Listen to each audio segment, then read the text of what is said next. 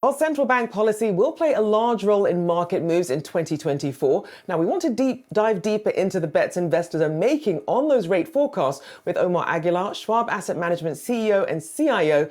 So, Omar, the Bank of Japan seems like it may be leaning towards a rate hike this month, which would end years of negative rates. Can you break down this decision and the impact it could have on markets? Yes, no, thank you very much for having me today.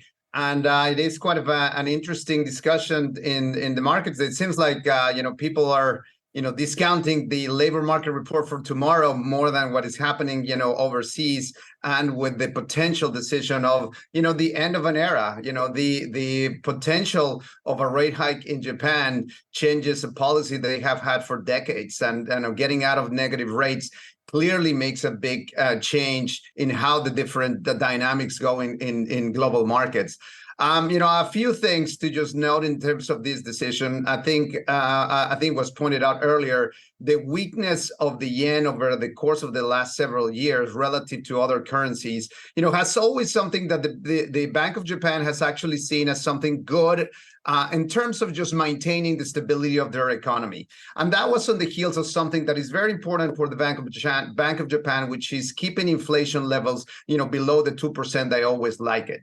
Now, for the last 18 months, the rate of inflation in Japan has actually surpassed that 2% level. And a lot of that has to do with the fact that they have had several discussions with the union levers. They have changes in the way that they look with auto workers. And therefore, that has actually put wage growth, at a lot of pressure that peaked inflation in Japan in levels that they haven't seen in a long time. When you put that in the context of what it was described before, that the rest of the world, other central banks, the Fed, the ECB, the Bank of England, have actually been very aggressive in raising rates. That obviously puts Japan in a very difficult position, and therefore, they're ending, their policy for negative rates, as well as the yield curve control that they have implemented for a while. So what does that do? It puts pressure on global yields for sure. I think, competition for bonds, will be there, and therefore puts more pressure in the U.S. bonds.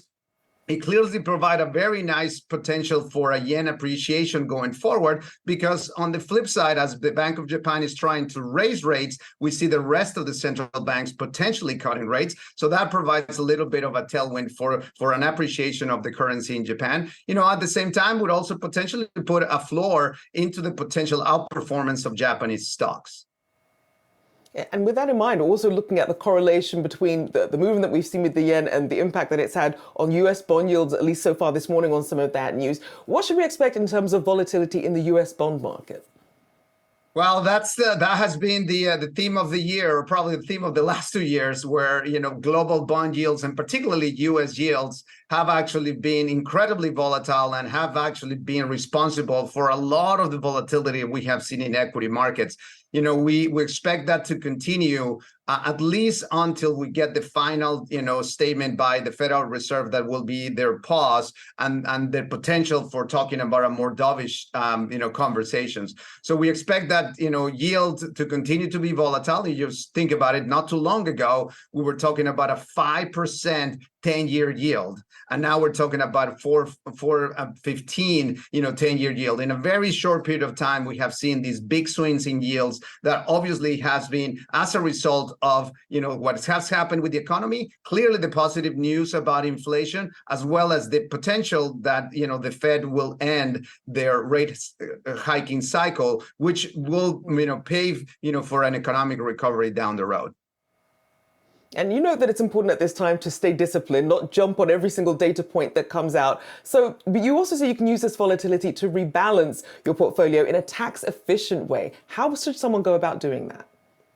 Yes, great question. And this is an important part of the year, and we're in this sort of transition period, because we are very close, if not at the end of the Fed rising cycle. So when you get to the end of the tightening cycle, usually what you see, you expect more volatility within asset classes. So we expect more dispersion among individual stocks. We expect more dispersion among sectors. We also expect in the fixed income market a shift, because as the short part of the curve expects, that lower yields, we see the potential of normalization of that yield curve inversion that we have had over the years. So when you see these dynamics all working out together, there is a clear opportunity for short-term volatility that will allow investors to take losses and harvest losses in some of their positions and replace those losses with similar asset classes or similar investment vehicles that gives them the exposure to the asset class, but at the same time provides a fresh starting look so that they don't necessarily have to do it. So if you have seen, for example, the volatility that you saw back